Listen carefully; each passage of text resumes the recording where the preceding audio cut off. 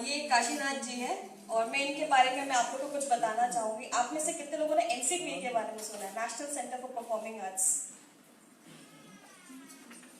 Okay, so national centre of performing arts जो है, हर artist का एक सपना होता है वहाँ उसके स्टेज में परफॉर्म करना।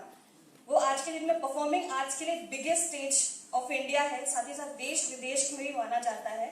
और काशीराम जी ने वहाँ अपना परफॉर्मेंस